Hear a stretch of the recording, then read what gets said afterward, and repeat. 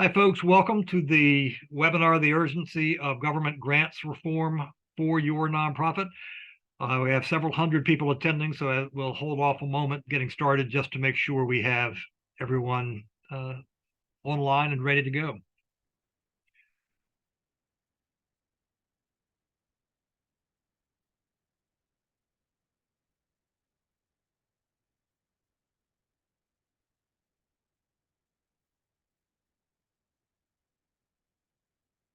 Welcome. We'll get started in just a moment. This program is being recorded. The slides will be available. There will be a post-webinar survey we ask you to fill out, and all the items we're discussing, the documents, the comments, the opportunities will be available we'll provide links after the event as well. For those who would like closed caption option, it is on the banner at the bottom of your page, I believe. It says closed caption. Also, we ask that you put questions in the Q&A. There's not a chat function for this webinar. Please put your comments, questions, suggestions in the Q&A, and all of the presenters will be tracking those as we proceed. Looks like folks are still coming on, but a reminder, the slides will be available. You don't need to take notes. Some of the slides have lots of information on them, but don't spend your time reading. The speakers will be speaking to the bigger picture issues. Okay, we would like to get started. I'm David Thompson with the National Council of Nonprofits. This is the webinar, The Urgency of Government Grant Reform for Your Nonprofit. Why we're doing this now, the live presentation is on the Monday before Thanksgiving. The question's been asked, why are we doing this now? And the answer is now is our time. Now is the time for grants reform. If you look at Congress right now and for the foreseeable future, there's a lot of discord. There's not much getting done. You look at the state of policy making around the country, we see that there's not that much getting done. The prevailing attitude seems to be a zero-sum game of modern policy making, which is you get nothing unless I get something. And now for something completely different. Look at the government grants reform, where all agree there are problems, where there are plenty of solutions for the picking, and where charitable nonprofits are already at the table, and the momentum is clearly in favor of reforms. That's why we're doing this now, and the reforms that we anticipate will only occur if we all get the job done together. So, hence this presentation now. We're going to talk about the challenges, the existing problems, a series of solutions that are out there, seek your input for more, and then moving forward, answering your questions and focusing on getting some good solutions implemented. The challenges for nonprofits. First, grants overview. I'll be quick with this. This is who's speaking right now. Why grants matter? With this chart, you can see that the orange, the second from the left, is about 32.8% of revenue that charitable nonprofits earn. That's the broad nonprofit sector, earn from government grants at the local, state, and federal levels. This is a big chunk of money where nonprofits are being hired by governments to provide important services in our communities. That amount dwarfs the charitable giving. Charitable giving from individuals, foundations, corporations is vital to the work getting done in communities. Government grants and contracts is 3 or so times more. So if we can fix grants and contracts and undo the damage, make them more efficient, we can make more progress and have a greater impact. Also, we're focusing on government grants because of the flow of funds from the federal government to states, from the federal government to localities, and directly to charitable nonprofits or nonprofits going through pass-through entities of states and local governments and tribes and territorial governments. States receive about 30% of their dollars from government grants from the federal government. Billions are governed by the federal grants rule, the OMB uniform guidance, set of rules that have been in place for about 10 years that are in the process of being reformed as we speak. So we'll be talking about that. And each level can add new types of reportings and burdens and restrictions, or suffer the same challenges. And I want to emphasize that point because we have several folks from government on this call to learn the pain points that nonprofits are facing, as well as the recognition that if the rules coming from the federal government don't make sense, all of us suffer, all of us on that flow chart.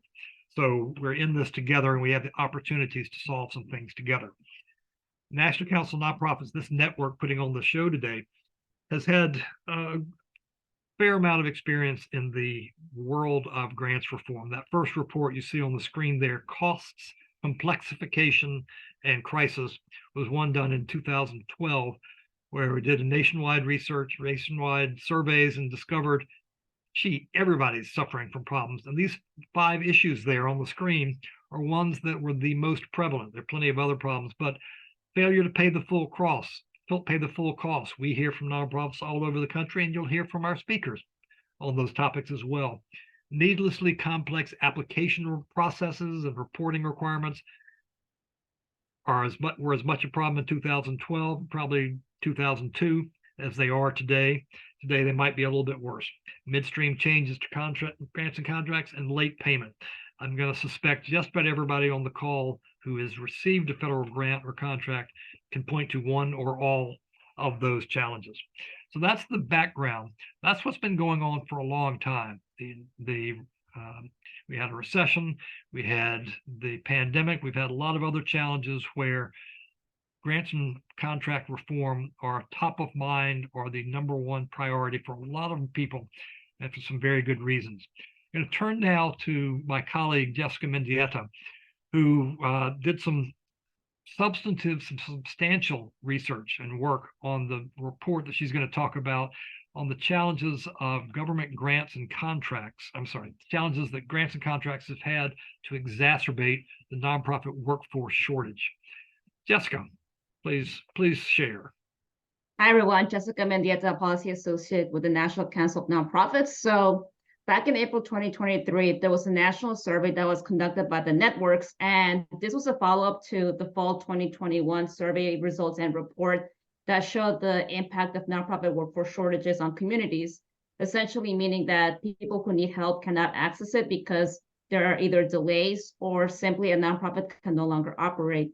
And there were many anecdotes in the 2021 survey related to government grants and contracting. So for this year's survey, we wanted to list that as a factor. So nearly 3 out of 4 nonprofits reported vacancies, and we are now able to point to how many nonprofits also face challenges when it comes to government grants and contracts. So 1 out of 5 respondents identified challenges from these practices as factors causing difficulty for nonprofits to retain and recruit staff.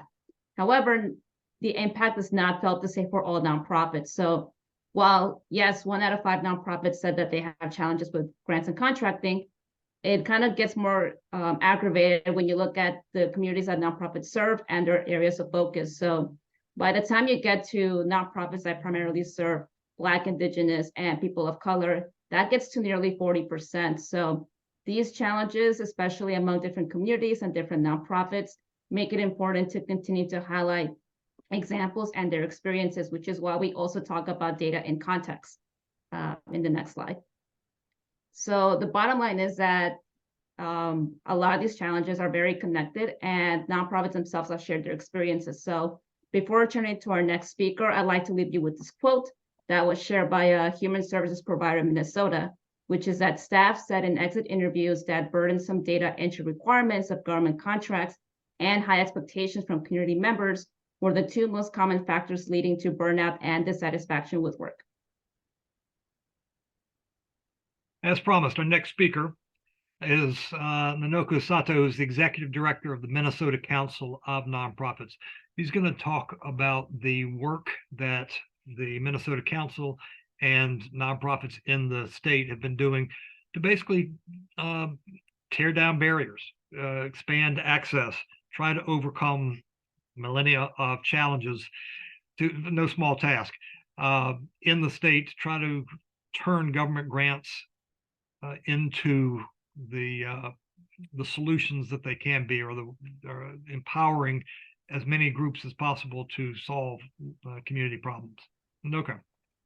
Thanks so much, David. Hi, good afternoon, everyone. My name is Nanoko Sato. I use she, her pronouns. I'm the executive director for the Minnesota Council of Nonprofits. These are 3 areas of focus that we have at MCN around equity. So we tend to focus our attention on serving Black, Indigenous, and people of color led or serving organizations, small nonprofits that are roughly $1 million in revenue or under, and rural nonprofit organizations. Next slide, please. So just to give you one more up to the BIPOC orgs. Thank you. So there are larger equity considerations beyond access to government funding that I wanted to highlight really quickly. One is that disparities in communities of color have continued to widen during the pandemic, and that is also true for culturally specific organizations as well. Black, Indigenous, and people of color led or serving organizations receive less than 1% of total giving from philanthropy. 64% of BIPOC-led organizations reported an increase in demand for services compared to 47% of white-led organizations. BIPOC orgs also tend to receive less corporate funding, have less unrestricted funding, have less surplus, and they are also anticipating financial distress. There are also reports of implicit biases that exist against leaders of color as well, that they may not necessarily have the capacity or the expertise or the ability to manage large sums of money. And we hear a lot around the frustrations from leaders of color that they are often not believed in the work that they need to do. Next slide, please. When we're looking at rural nonprofit organizations, only 5% of philanthropic dollars actually go to rural-based nonprofit organizations, and Native nations actually receive only about 1%, which means that many of them actually rely on very small giving from individuals. Government funding formulas also tend to be weighted against rural nonprofits, as rural nonprofits tend to lack capacity or the tax base and infrastructure to apply for federal grants. Many of them are also struggling in accessing strong broadband, adequate infrastructure, such as childcare and transportation, housing. They also face higher rates of poverty compared to urban areas. And so attracting workers and volunteers continue to be a challenging, impacting capacity and infrastructure for rural nonprofits. Next slide, please. Please feel free to use the QR code to access this report. The Minnesota Council of Nonprofits, in partnership with the University of Minnesota Humphrey School, produced a report around equity in Minnesota state grant making. There were 4 key things that came up. One was around process, like what are the barriers for nonprofit organizations, especially those from marginalized communities, are facing. The first is process, which includes the fact that government funding or government applications tend to be cumbersome, as well as the reporting structures as well. Criteria in the request for proposals require more additional work from nonprofit organizations. So some of the services that is required by the state might be too narrowly defined. So either you have to find a unicorn nonprofit, or nonprofits would have to add additional work in order to meet the criteria. The data that's required to collect for the state might also be new to the nonprofits, or might be a little bit different than the way the nonprofits are collecting their own data, and also not necessarily covered by the arbitrary administrative spending that might be allowed through the government grants. And the reimbursement model, of course, tends to be the most preferred method of payment, but puts a lot of small nonprofits in precarious cash flow predictions. But I would also argue that larger organizations face the same thing.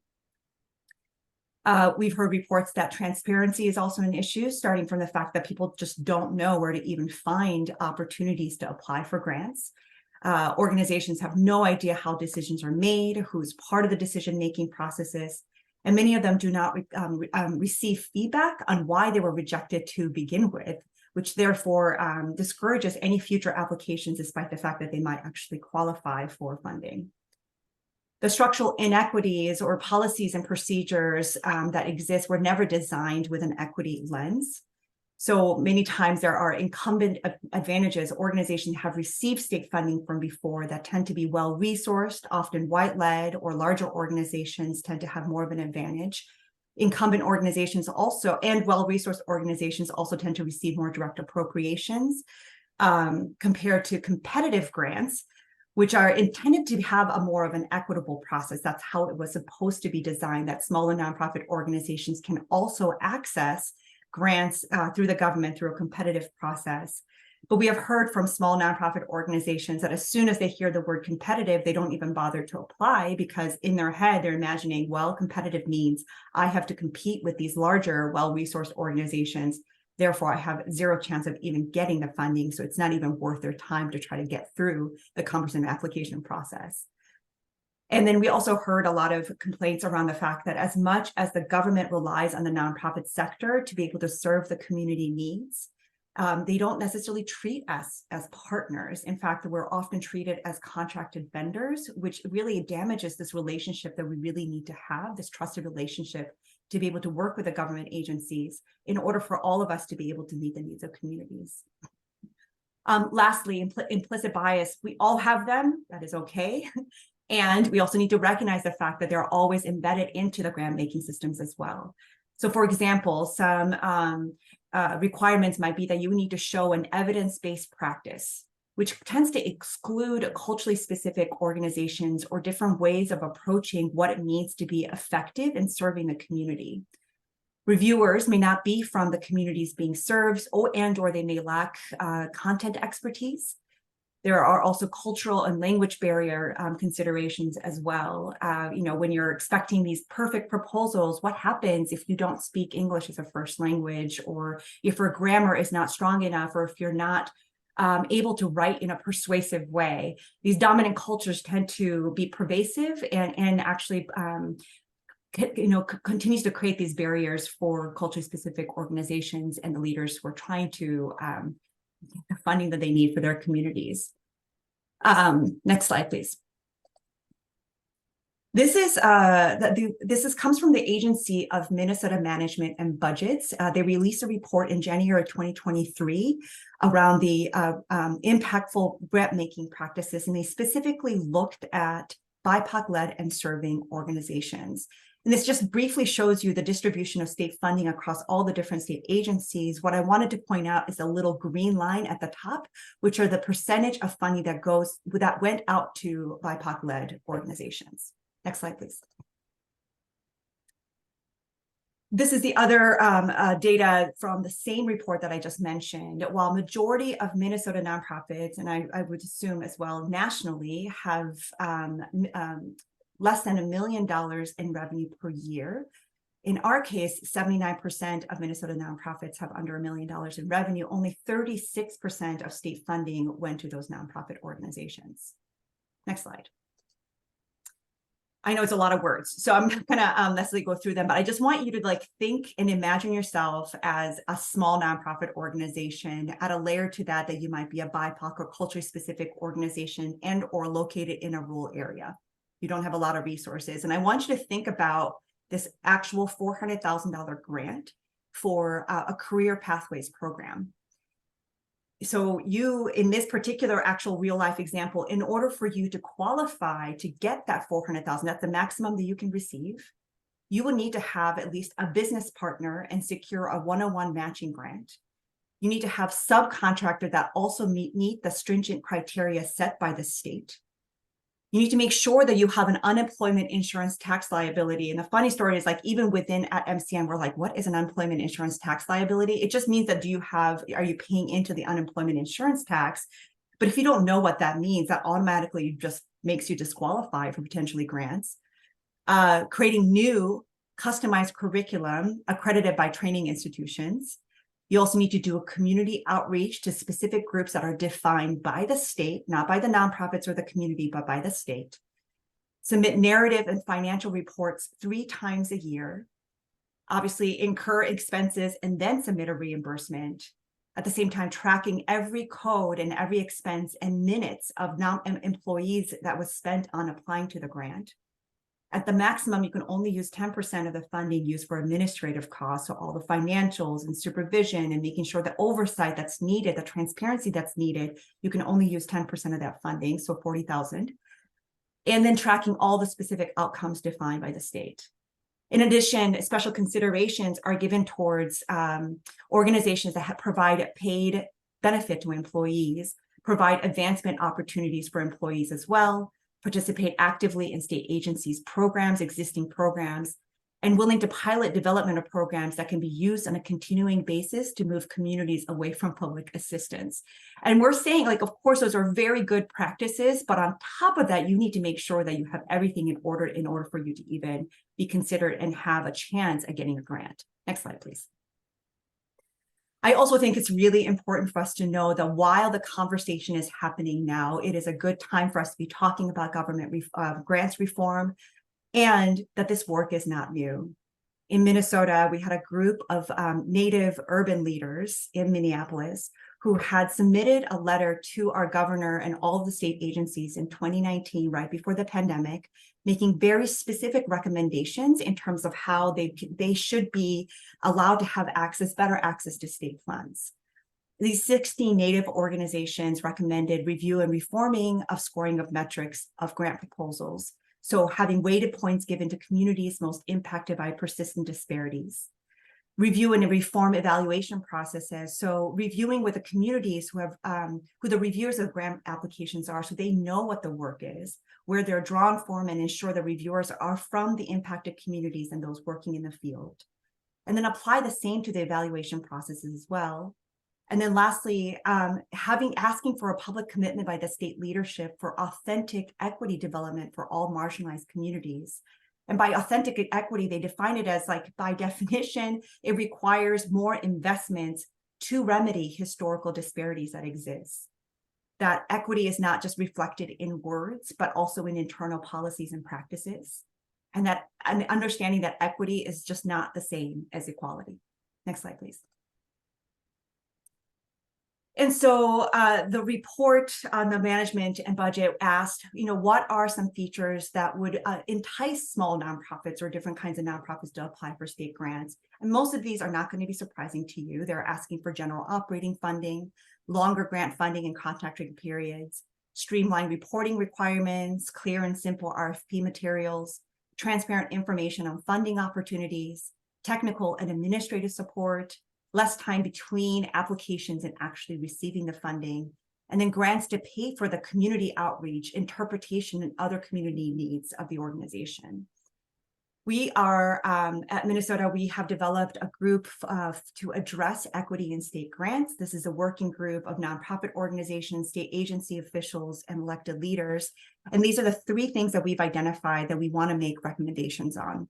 One is that we want to see formal policy changes as policies hobble state agency officials and intermediaries and other advocates who really do want to embed more equitable practices into the system. We want to see more informal practice changes, so defining and honoring actual partnerships between state and nonprofits, listening to nonprofits and communities most impacted by inequitable systems, and getting input in real time, like where to advertise for open opportunities. And then lastly, building these authentic relationships are critical. Nonprofit state associations in particular can play a really unique role to centralize and share information, conduct research, and build nonprofit advocacy muscles and connecting our networks together. That's it. Thank you so much. Thank you, Nanoka. This is wonderful. And we wanted you to go a little bit longer, devote more time there, because we haven't, as a sector, committed enough time. And we have opportunities to overcome them. A challenge, we've talked about the general challenges, the workforce shortage, the broadening participation and tearing down barriers. Another challenge that we don't have a slide for, but I want to mention it here because it's related to the solutions, is the challenge that nonprofits have that have received earmarks or community directed spending from Congress, where a lot of nonprofits received earmarks and have discovered there's a federal grant system that's out of whack and all kind of challenges and problems.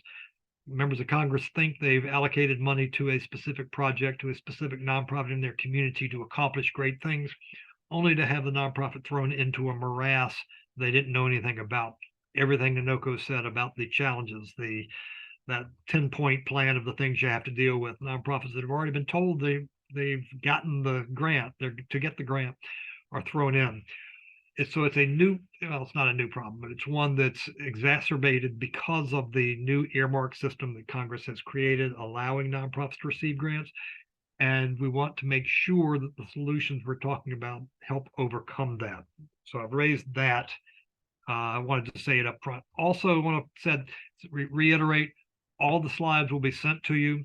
There's a lot of small print. Don't worry about that. You'll get the opportunity to dig into the details and really get some satisfying answers to your questions. There was a link problem with one of the slides earlier that I think has been addressed, but we will make sure that's corrected as well. We've talked about the problems. So what's the problem? We've answered some of that, and some of you have added some comments in the chat line or the Q&A that we will address as we go forward to the best of our ability. By the way, the hand raising function does not work.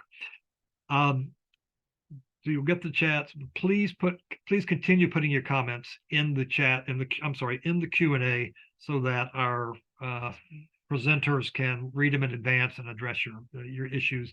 Say amen. That's a terrible problem. For instance, Nanoko was talking about how BIPOC-led organizations are suffering challenges, and someone commented that yes, non-BIPOC-led organizations that have plenty of money are also suffering similar challenges. The systems themselves are out of whack, and we have the opportunity to fix them. So let's talk about that now. First, we're going to talk about state grants reforms. Yes, many dollars flow from the states, from the feds to the states and on down, but there's some state issues and opportunities for improvements. We've asked our friend Philip Kennedy Wong from the Nonprofit Association of Oregon to talk about what they're doing. He's leading a tremendous effort in Oregon to overcome longstanding challenges. And as he's talking, you're going to hear, yeah, you have those problems in your states too. So think of Philip as the personification of getting things fixed. Philip, Hi everyone. What you doing in Oregon? Hey everyone, this is Philip Kennedy Wong with the Nonprofit Association of Oregon. And as David mentioned, I think, there are some changes needed in grants and contracting that is not just limited to the federal level, but also at the state level. So I wanted to take this opportunity to share with you what Oregon is doing, because what we've identified is there are some challenges in local governments, both state and local governments as well. So I'm going to go back a year in 2022. We, Nonprofit Association of Oregon, decided to conduct a statewide survey of our nonprofits to identify top challenges in grants and contracts from stories that we've heard from nonprofits. Because over the years, we've heard a lot of horror stories and problems that nonprofits have shared, and we felt that, it was important for us to document that in a form of a survey. So we decided to conduct a survey in 2022. And then we also decided that, what would we do with the survey? Well, we need to research solutions that other states have pursued. So that way we can be informed as to what Oregon can pursue as far as state and local government grant reforms. And then from that, just last year in 2023, using the survey and the research solutions that we came across, that we found from across the country, we decided to launch a state legislative campaign with legislation that ultimately created a state task force on grant funding and contracting for nonprofits. Next slide, please. So I wanted to share with you what we learned from our survey first before we go into some of the other topic areas. So these top 10 items were what we found out from our nonprofits in Oregon.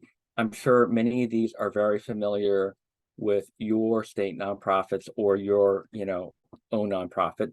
We found that contract rates from state government and also local government and also federal government do not necessarily cover adequate costs of do not cover administrative costs.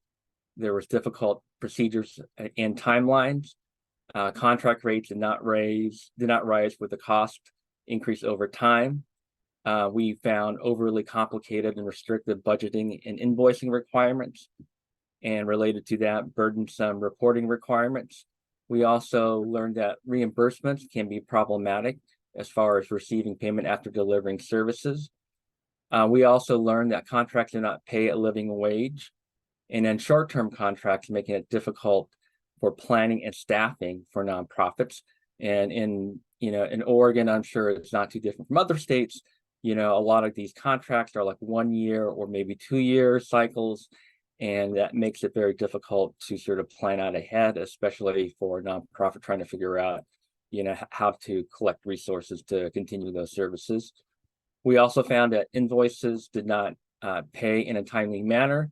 And then lastly, requirement for matching funds was also problematic, especially for smaller nonprofits. So these were the top 10 problems that we found out from our survey. And what did we do with that? Next slide, please. So we decided, as mentioned, that we need to do research in terms of how to address a lot of those problems that I just shared with you. And so I wanted to share with you a suggested solutions list that your nonprofit in your state or working with your state association could potentially pursue. And these were things that, we learned from our partners from across the country in terms of other state associations.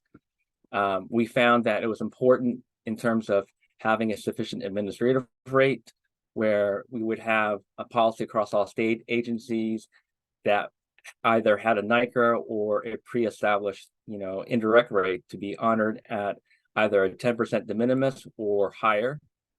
And then we also learned that there are some things that can be done, as Nonoko mentioned, such as simplifying the application procedures through a pre-qualification system across state agencies to allow nonprofits to apply to multiple grants and contracts without resubmitting redundant information. We found that, the need for flexible contract terms, as mentioned, so allowing nonprofits the flexibility to apply expenses where they need to fulfill the contract terms, meaning that, instead of having overly prescriptive contracts terms, there needed to be some flexibility to allow nonprofits to use, government funds in a manner to help them provide the service, but also pay for the cost of the service. Multi-year contracts, especially those adjusted for inflation, was very critical, especially when you were talking about trying to keep up with the wages of nonprofit employees, because as some of you may or may not know, that with a multi-year contract adjusted for inflation, it does allow nonprofits the ability to make adjustments to their wages for their employees. Short of that, what we've seen, from our survey, but also from talking to other nonprofits, that without, a multi-year adjusted inflation contracts, that the workforce retention problem was ongoing and would just get worse, because as many of you have seen, probably nonprofit employees jumping ship and moving on to, say, working for a government agency or other better paying jobs, which makes it difficult for the continuity of services for a nonprofit to provide. We also found out in our solutions the importance of having an adjustable contract funding level that's based on inflation rates or a comparable metric to continue to meet contracted services every year. And I think that's, it's very important in terms of, again, wages, because I think just simply adjusting inflation to inflation rate doesn't necessarily mean that you're going to have the sufficient resources to pay the wages that you need for your workforce. So having a comparable metric is very critical for that. Next slide, please. We have found that timely payments, requiring timely payments, is critical. And surprise, you may have a contract or a grant that says that you'll get paid, for providing certain services, but only to find out that you're actually not getting paid within the 30 days. And that creates like a fiscal stress or strain on your nonprofit.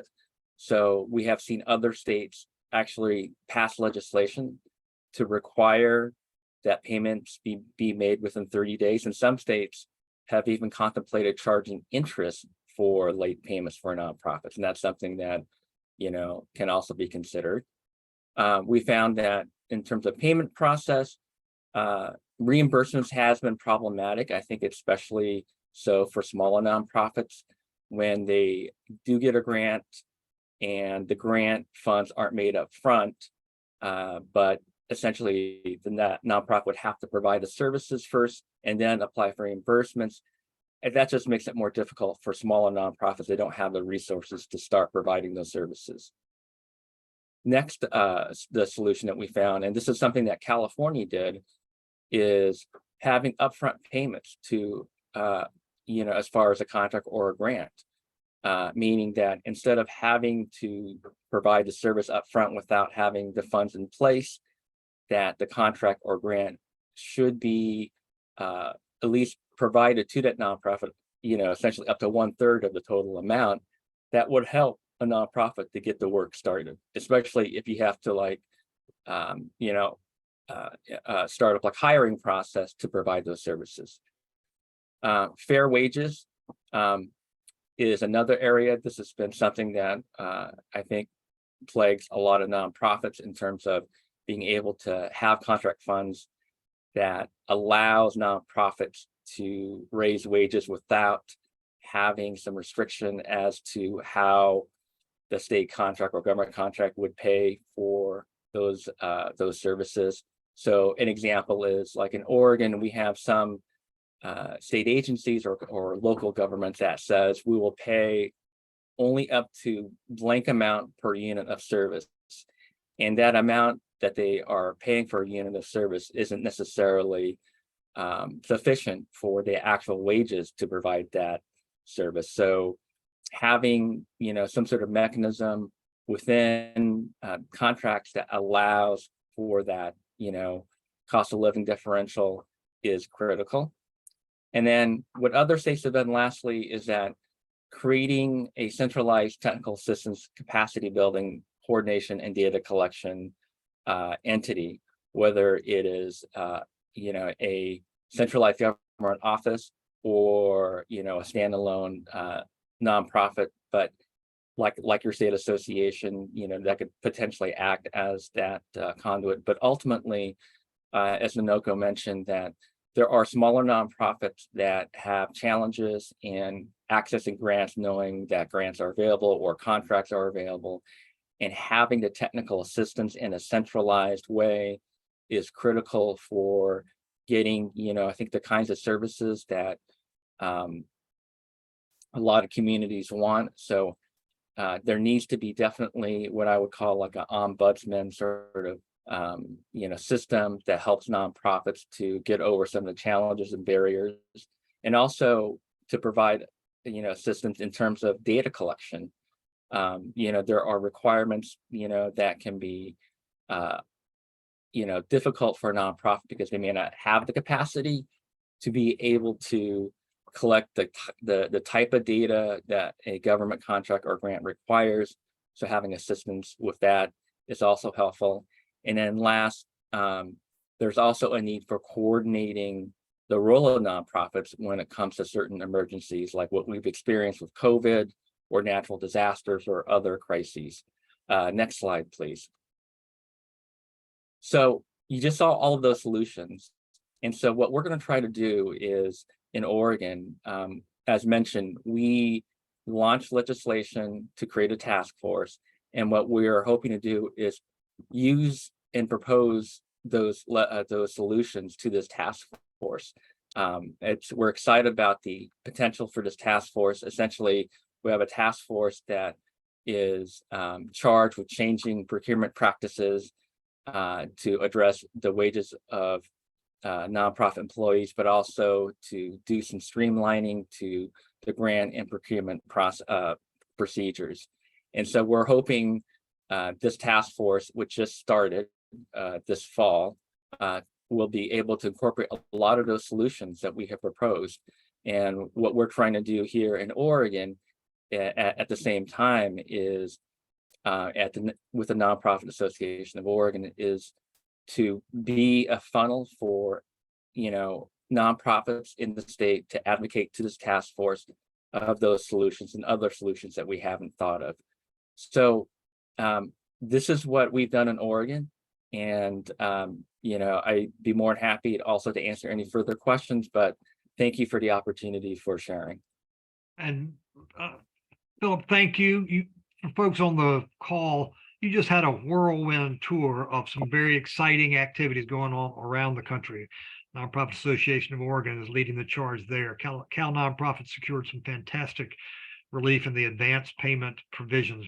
We know good work is going on in Minnesota and New Mexico and Maine and Vermont and North Carolina and Kentucky, all over the country. It's all a very exciting stuff. They're all learning from each other and learning from you as you provide input to your state associations of nonprofits, as you provide input in the Q&A here. We're able to share it, spread it around the country, improve on it. And this is an exciting time in the grants reform area. Philip was given kind of a polite, relaxed description of it, but this is high excitement in the state association and the state grants reform world. Let's move on to the streamlining federal. We're going from feds to state. I'm sorry, from state to fed, and the feds have heard what's going on at the state level, and they're actually sticking some of it in legislation. I'm going to call on my friend Blair Abel Kaiser, who is Senior Director of Government Affairs for Social Current. Social Current has works with organizations, children and family serving organizations around the country. And she's a key partner in negotiating and advancing the legislation she's about to talk to. Blair, any reason to be excited? Thank you, David. Yes, we have a lot of really exciting reasons to be excited. And before we go back, I want to before we talk about the bill, I want to lay out the current challenges as sort of exist that I think everybody who is applied for a federal grant, is currently receiving a federal grant, or someone who has nightmares about their past time receiving a federal grant is that federal grants from the federal government are complicated, they are cumbersome, and they are nonsensical at times. Anybody who's we have several organizations in our network who have had grants from multiple federal agencies know that there's lack of standardized rules, there's lacks of forms, lack of policies, and all this uncoordination really compiles in to good old federal government level complexity, where you have 51 agencies trying to administer 1,900 grant programs with 191 government-run stamp on it, 191 IT systems. The NOFOs, those notice of funding opportunities, can be anywhere from small to war and peace length level detailed opportunities. And all of this system, this very sort of hamstring put together with pins and needles and bubble gum system for administering federal grants, in 2007, a little over 10 years ago, was administering $391 billion of federal grants, not a small chunk of change. Well, now that same system, with very little improvement to it, made to it in the prevailing 10 years, is administering about $1.13 trillion worth of funding. And we talk, advance the slide, please. Not only we heard a little bit about challenges in Oregon and challenges in Minnesota, but our nationwide network has also is experiencing current challenges. And I just have a few of these that I wanted to highlight, because I really think it gets to the root of what happens when a federal grant system becomes so opaque and cumbersome and broken. And we have a large multi-state family services nonprofit organization that we represent here that says, even though we have staff dedicated to finding and applying for grants, we regularly cannot apply for federal grants because we lack the personnel resources to complete the application. This is an organization that I work with pretty readily every month of the year. They are nobody's huckleberry when it comes to doing this. They have done it before. They have jumped through the hoops, and they have a pretty built out staff to look for, find, and apply for grants, and they're still failing, or still just finding that they don't have the resources to apply to all the grants that they'd be well suited for. Again, another organization I work with, the Human Services nonprofit provider in New England. I'll summarize this quickly, but it's basically they have different grants from different organizations or different federal agencies, the different portals, the award systems, the post-award monitoring systems, are a mess, and they regularly have to spend hours on the phone with the different federal agencies just to figure out how to properly stay compliant with their grant. Next slide, please. Just two more, just to highlight that this is not just a nationwide problem that only, or a regional rural problem that only affects nonprofits of a certain size. We have a Kansas-based community health provider who, again, they have a successful track record of grant applications and awards.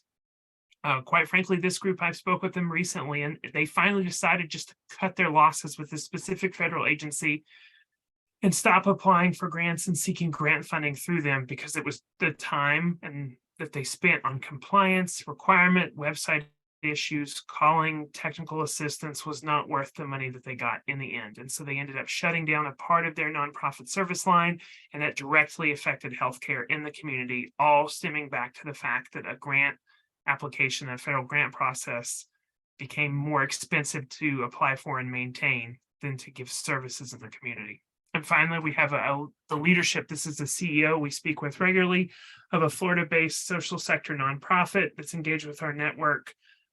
Talked about just how overly prescriptive federal grants are and how they limit the ability of community-based organizations to serve their populations effectively. So we have a system that's broken, and we see real issue, and we see that broken system manifesting in a lack of federal grants participation throughout the country. It's dire, it's awful. What I'm bringing to you is not a fix that we can all go home and say, job's done, and David and I can retire in our 30s. But we have what is our first piece of legislation in a good long while that has a real shot of moving, has a real shot of bringing immediate relief, and by golly is bipartisan, has bipartisan support, and picks up more of it every day. I'm here to talk to you mostly about the Streamlining Federal Grants Act of 2023, which, if for those keeping track, is Senate Bill 2286, and we have a House version in the U.S. House of Representatives, which is House Resolution 5934. If you are from the states of Michigan, Texas, and Oklahoma, your state senators played an incredibly important role in getting this bill introduced. And if you're from Washington State or North Carolina, you're specifically in those congressional districts represented by Representatives Marie Gluesenkamp-Perez and Representative Virginia Fox. Your representative played a role in helping us here as well. The legislation really comes from an entire summer of work that Social Current and the National Council of Nonprofits partnered in, working with the office of Senator Gary Peters from Michigan. Senator Peters chairs what's called the Homeland Security and Government Accountability Committee, which I will disgustingly term as HISGAC. HISGAC committee, because of some outreach sort of going back to or hearkening to the power of advocacy at the local level, because of a few Michigan-based nonprofits reaching out to Senator Peters' office, Senator Peters used his capacity and power as the chair of the HISGAC committee to hold an entire hearing in May as to why rural and underserved communities were being left out of the federal grants process. And through that hearing and through that grassroots advocacy action, Social Current, the National Council of Nonprofits, other nonprofits from around the country, and Senator Peters' office worked to produce the Streamlining Federal Grants Act. It's going to do several different things. I'm going to walk you through them very briefly, and the notes that will be sent around after the presentation. There'll be much more details, and you'll have the ability at the end to ask questions. The legislation is going to establish a grants council, and this council is really going to guide agencies from all the agencies in the federal government that administer grants. And it's going to help get them in a room, set them down together, and work out how to coordinate activities, how to make the grant process, the grant making process, and the grant compliance process more streamlined, less cumbersome, and unify multiple systems of application, IT systems, etc. And through that grants council, we're really going to address those bureaucratic challenges for nonprofits, specifically by resolving issues stemming from really that decade of mess and confusion since the uniform guidance was issued by OMB. I know David is going to talk about the updated OMB guidelines that have been proposed, so stay tuned for that. Next slide, please. Something that Social Current and the National Council of Nonprofits have fought hard for inclusion in the bill is a mandated consultation section of the bill, which is going to require these grant-making agencies in the federal government to consult with not only local governments, state governments, tribes, but also non-federal entities like nonprofits in underserved and rural communities, to approach them, to sit down with them and understand why the grant process is cumbersome, how it could be improved, and how we can make sure that the funds get to organizations that are best able to serve their community, sort of overcoming some of the problems that were highlighted in the Minnesota report. We're going to, in this piece of legislation, we're really trying to make NOFOs, those notice of funding opportunities, more clear, more concise, working them down to 500 words and not, as I said, those War and Peace level novels that we have to comb through. And finally, the bill enhances support. It elevates training and assistance for potential grant applicants. So those BIPOC-led organizations, a first-time small community organization that no one has applied for a federal grant before, the organization, again, that was mentioned in the Minnesota report, that English might not be their first language, they might not be able to write persuasively. This is going to require agencies to include steps in their grant reform plans to ensure applicants, especially from these underserved communities, really receive the necessary training and assistance, not only to successfully receive a grant, to stay compliant with that grant during the award length, and to ensure that they are in a great position for re-up or to apply for their next federal grant. Next question, or next slide. You have the opportunity, if this sounds wonderful, and it definitely should, opportunity to take action and help. Social Current and the National Council of Nonprofits have put together a national sign-on letter addressed to congressional leadership that ask congressional leadership to support the legislation and details why it's such an important first step to really giving nonprofits the support and help that they need. I would love for your organizations and the organizations that all the folks on the call represent now to go to the link, which is tinyurl.com/grant reform. You can read the letter there. It's in a PDF. There's instructions to sign on. As of this morning, we have a little over 800 organizations signed on. We're looking to get multiple organizations from all 50 states. So when David and I go to Congress, meet with representatives, meet with senators, we can tell them that this is a common sense, bipartisan piece of legislation that will affect and improve every community in America. So it was a quick run through. I thanks everybody for the opportunity to speak, and I'm happy to take questions at the end. Thank you, Blair. I'm going to go back a page just to highlight. There are things in this legislation that directly address the challenges that Jessica mentioned, the challenges that Nonoco mentioned, technical assistance to help people actually know how to apply and to manage and report on these grants. The purpose of the legislation is to overcome these long-standing barriers. And that's a good thing. There's not anything in there now on earmarks. So that's something we want to talk about in just a moment. But before we do that, at this time, as we speak, and the real reason for this webinar, or the timing of this webinar, is the Office of Management and Budget put out their 10-year rewrite of the OMB uniform guidance. Those are the rules that govern how grant money from the federal government is to be spent, can be spent, and so forth. Moment of background is that this network of nonprofits, State Association of Nonprofits, nationals that are weighing in, advocated for reforms and were successful in 2014. You'll see the report. The first report I showed you was complexification. Later report a few years later is on common sense solutions. And those are what we're talking about today, is common sense solutions. The OMB made clear that these rules apply to state and local governments, tribes, institutions of higher education, and nonprofits. And the "and nonprofits" has been ignored or forgotten or overlooked by a number of government agencies, and we're working to fix that. In 2014, they created the new idea of a de minimis indirect cost rate. That's being fixed. Now they're in the process of updating we made great strides 10 years ago, and now good things are in the offing. I'm going to be relatively quick, and I want to alert folks.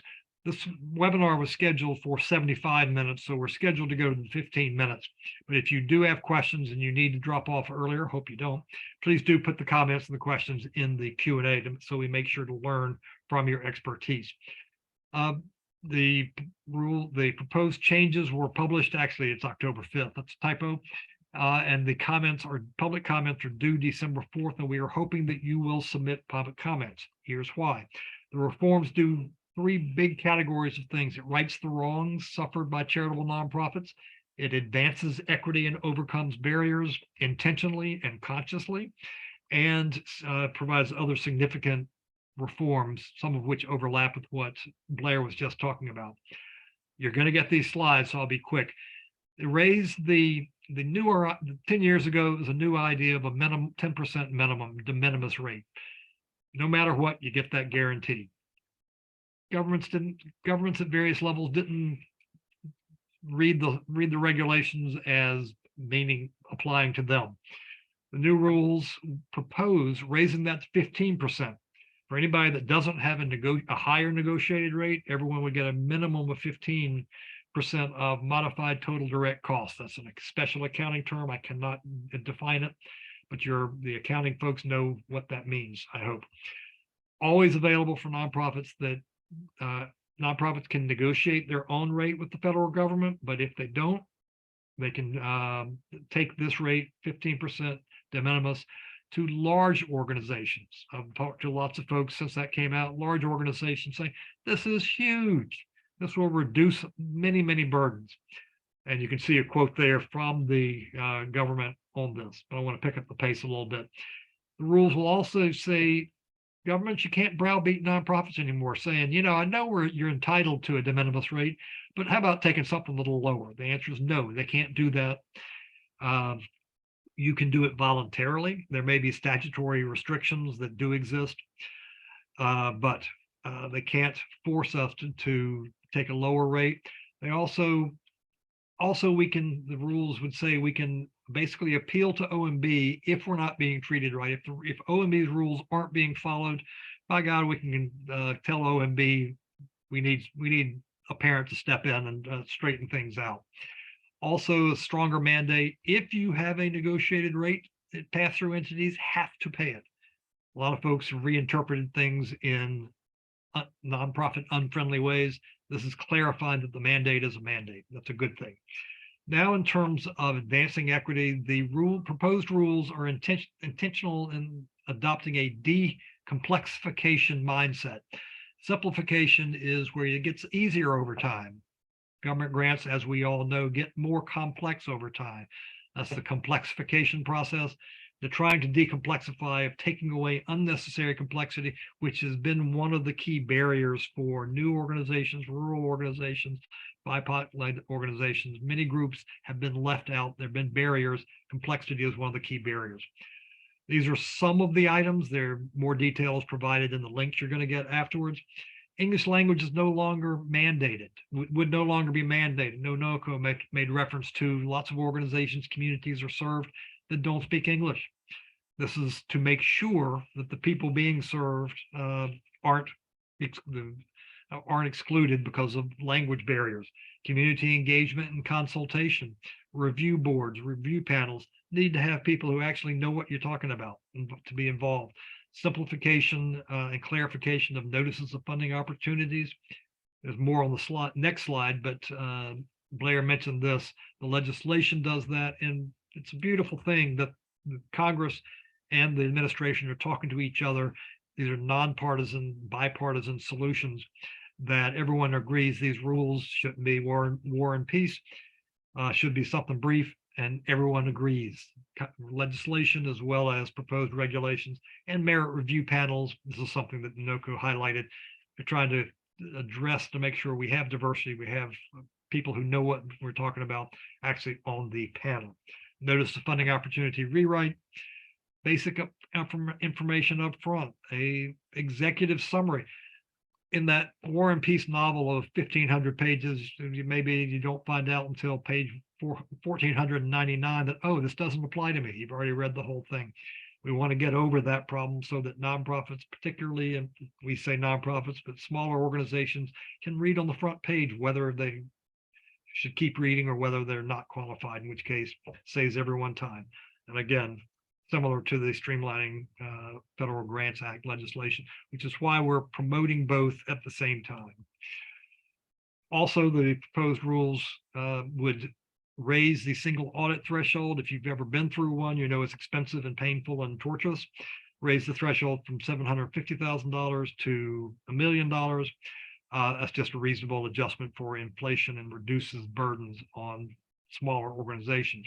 And then finally, on my list is measuring what matters. They're actually saying up front, don't just put in measurement requirements for the sake of it. Make sure government agencies, make sure that if you're measuring it, if you're demanding data on it, it's something that's relevant to the grant, not something that on the would be nice list. That's to reduce burdens. Now, what's missing from this? What more do nonprofits need and deserve? We know that encouraging advance payments, California's made progress. We know that it's needed. Reimbursable grants means nonprofits have to subsidize governments until we get paid whenever we get paid. Is that something that would work? Do you have examples of that you can share with us? Accommodating labor standards mandates. We saw this with the Department of Labor's proposed increase in the salary threshold for overtime rule. For businesses, when the threshold goes into effect, federal government contracts automatically accommodate those increased labor costs. Grants do not. We need the OMB to increase that. We've already submitted comments. National nonprofits have already submitted comments on this. We'll share a link with you and encourage you to say, hey, we agree with that. That's needed. Technical assistance and capacity building. The legislation that Blair mentioned does address it. The proposed regulations do not. What kind of training do we need? Do we need to encourage to do? And then simplifying the rules for earmark recipients. I don't have an immediate answer, and the policy or a strategy question, does it make sense for us to make a big deal about the need for streamlining, making it easier for frontline nonprofits to get earmarks, or does that step into the political battles over earmarks being good or bad? To be determined. Please offer your comments with that. And what other ideas do you have? Please put those in the comments. Now, moving forward, let's spend a few minutes on question and answer. We are going to go till the quarter hour, and we have some specific action items. If you have to drop off earlier, please come back to the recording and check out what you can do. But I'm going to now turn it over to my colleague, Tiffany Gorley-Carter, who is the question asker. Thanks, David. We had over 60 questions, so we're going to get to as many as possible. First one, though, was how do you get in touch with your state association in your state? And so please go to councilofnonprofits.org. There is a button that you can go to our network, and a beautiful map appears, and you can click on your state and it will take you directly to the state association to get more information about what's happening on the ground within your states. There was also a couple questions for the reports and various links. We will provide those in the follow-up materials as well as the recording and the slides. So do not worry, you will get all of that, even if something didn't work for you from the beginning. So with that, a couple quick questions, or actually maybe not quick questions, longer questions for some of the panelists. Nanoko, what roles can philanthropic leaders play in supporting equity in government grant making? Great question, Tiffany. Thanks for asking. Yeah, so I think that there is a role for philanthropy and individuals to play in supporting nonprofits as we are pushing for these reforms. For me, I feel like, supporting nonprofits and actually giving them the upfront cost to do the work while they're waiting for reimbursement is one way to do it. Investing obviously into the capacity building of the nonprofits, the grantees that you're working on to ensure that they actually have the right structures and financial systems in place to be able to be ready for government grants.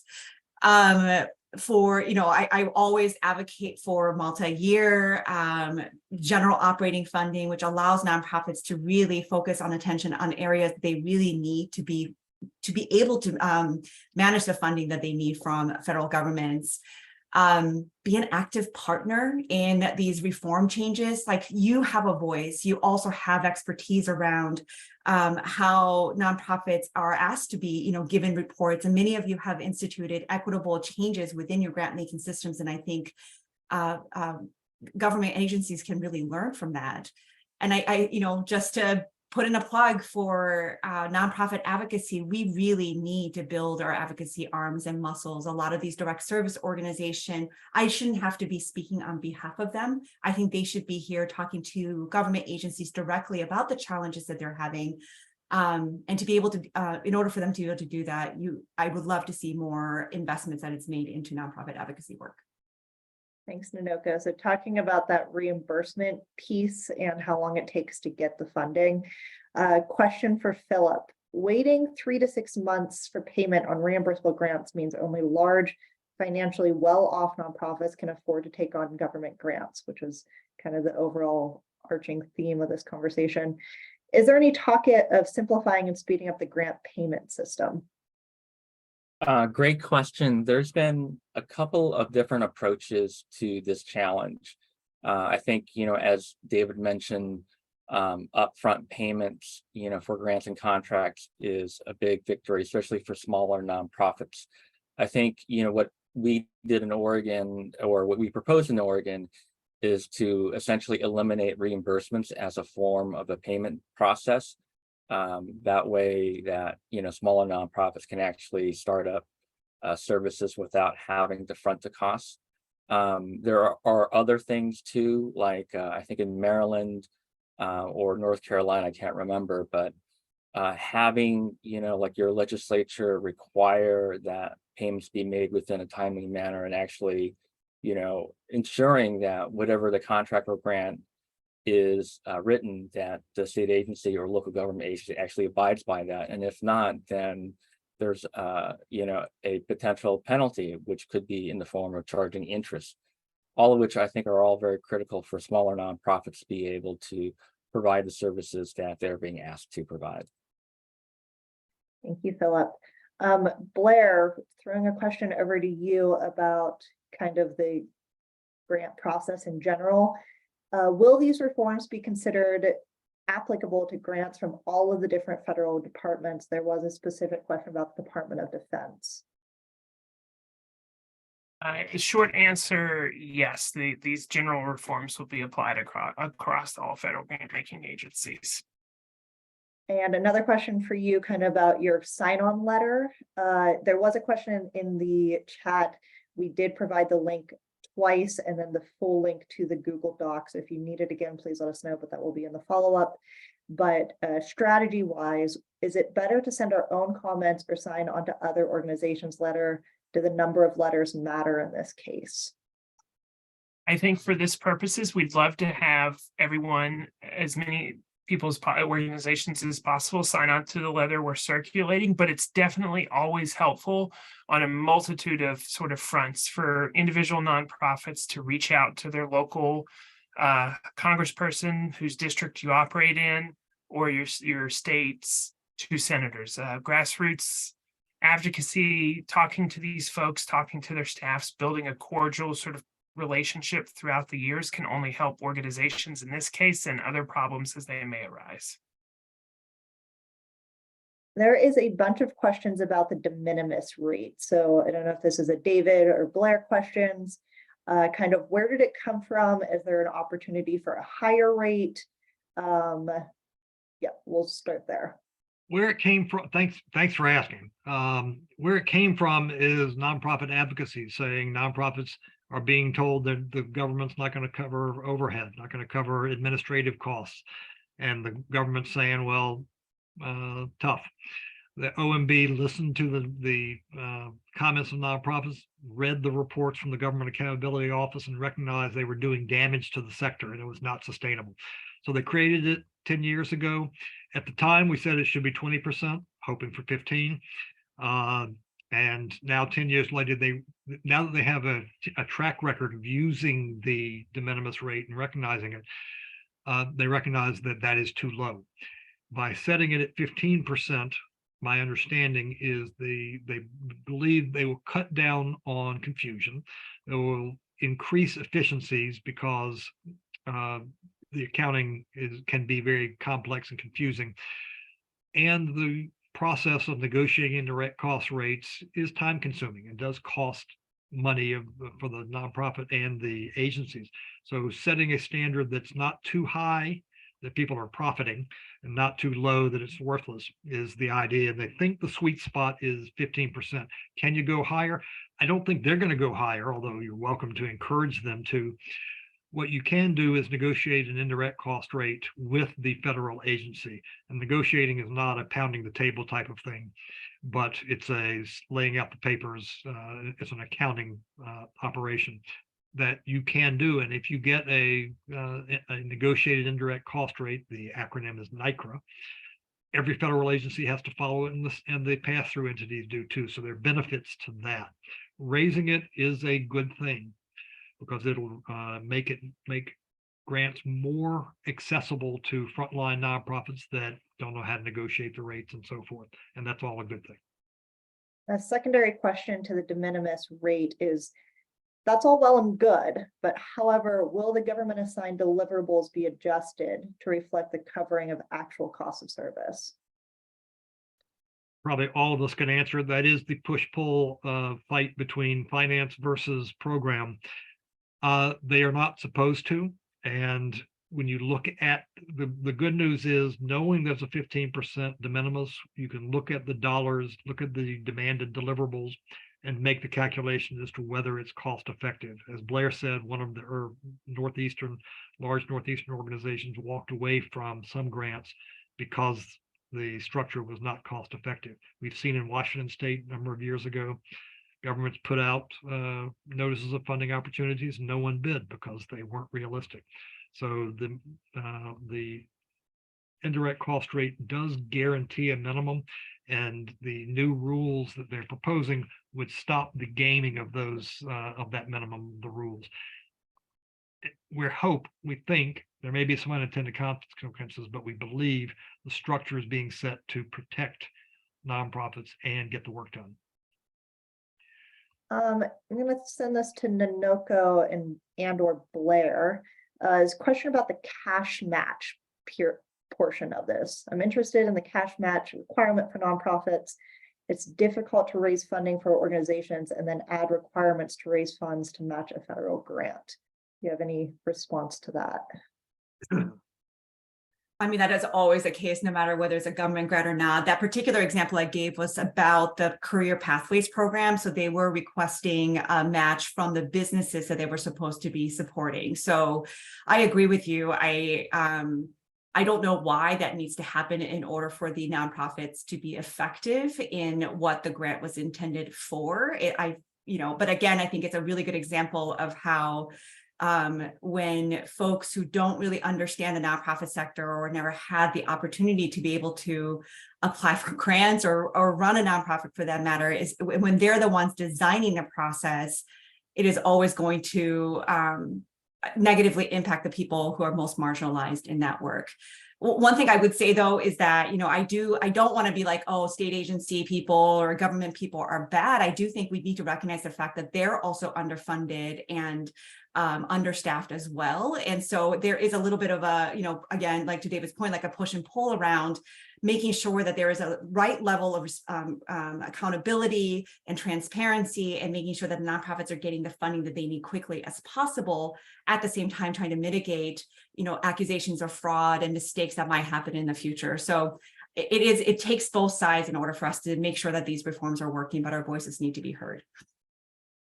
And in our last minute, we'll do a closing question about kind of the projected timeline for shifting some of these barriers. Philip, what do you think? I will say that the time is now, as David mentioned. I think in terms of with the opportunity that the OMB guidelines rewrite presents, and also if there are a movement across the country from different state associations working with their nonprofit communities to push for local reforms. I think that provides, the kind of sea change, hopefully, that nonprofits are looking for, that allows them to be able to provide the services that they've been asked to and meet their mission. Blair and David, do you want to have the closing comments?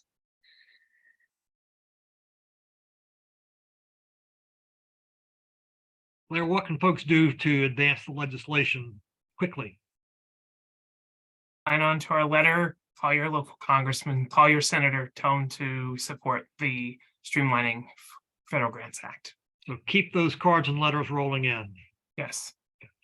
At the federal regulatory level, to make things happen, the deadline for filing comments is December 4th.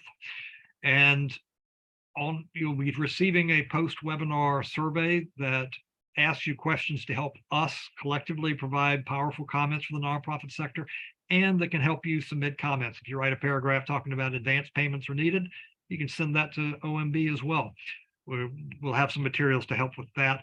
So, but we encourage you to submit comments and fill out the form or fill out the survey, because that helps the whole nonprofit identify the challenges.